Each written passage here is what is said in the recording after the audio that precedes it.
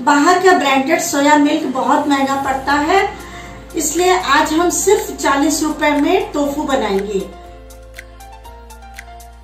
Tofu बनाने के लिए हमें चाहिए 200 ग्राम सोयाबीन के दाने, जिसे हम 8 घंटा भिगो कर रखेंगे।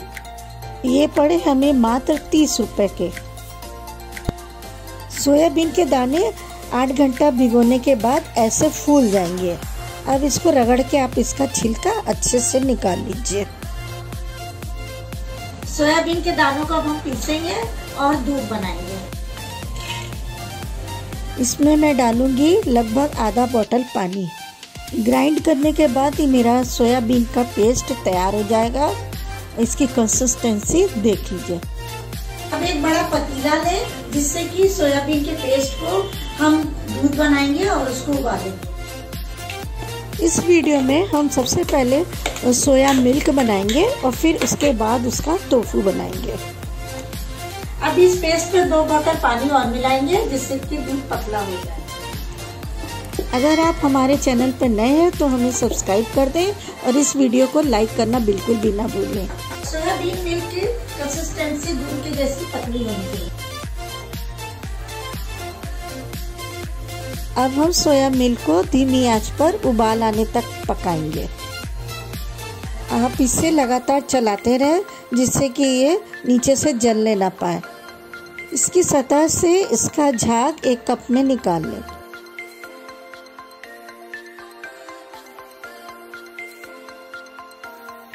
अब सोयाबीन मिल्क रेडी हो गया है। अब इसको हम 10 मिनट के लिए ठंडा करेंगे। इस मिल्क को आप छान लें और फिर यूज कर सकते हैं। ये हमारा सोयाबीन मिल्क तैयार है। इसको फिटनेस वाले यूज कर सकते हैं।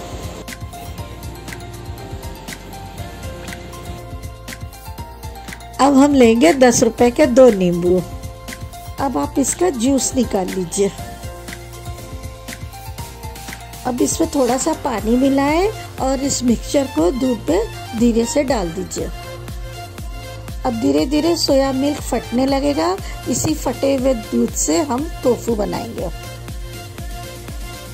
लगभग इसका प्रोसेस पनीर के जैसा ही है, बस ये कि टोफू में हम सोया मिल्क यूज करते हैं।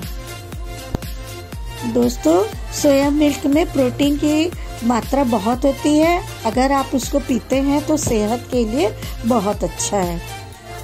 हमारा दूध अच्छे से फट गया है। अब हम इसको छानेंगे।